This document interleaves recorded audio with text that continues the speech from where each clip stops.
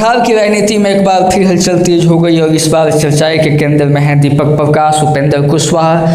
MLC चुनाव की उम्मीदवार सूची सामने आते ही एनडीए के अंदर सियासी तापमान बढ़ गया। सबसे बड़ा सवाल यही उठ रहा है कि आखिर दीपक प्रकाश का नाम सूची में क्यों नहीं है।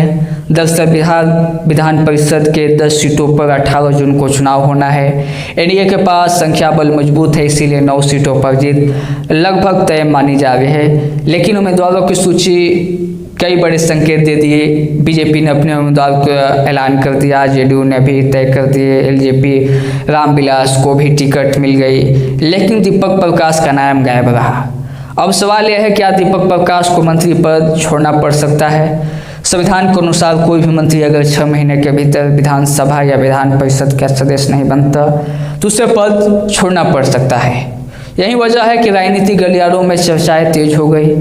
इस पूरे मामले में उपेंद्र कुशवाहा की भूमिका भी चर्चाएं में है।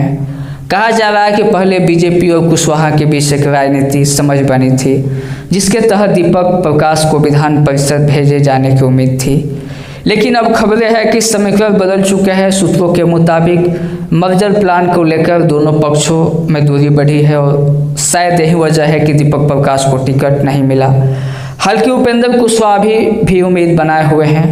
उन्होंने कहा कि नामांकन में अभी समय बाकी है और तस्वीर बदल भी सकती है। इधर एनडीए के भीतर एलजेपी रामविलास का बढ़ता प्रभाव भी चर्चाएं में है। राजनीतिक जानकार मानते हैं कि यह सिर्फ एमएलसी चुनाव नहीं बल्कि एनडीए के अंदर बदलते पावर गेम का संकेत है। अब सबकी नज़र 18 जून पर टिकी है। क्या दीपक प्रकाश को आखिरी वक्त में मौका मिलेगा या फिर उन्हें मंत्री पद छोड़ना पड़ेगा। बिहार की राजनीति में फिलहाल सस्पेंस बरकरार है।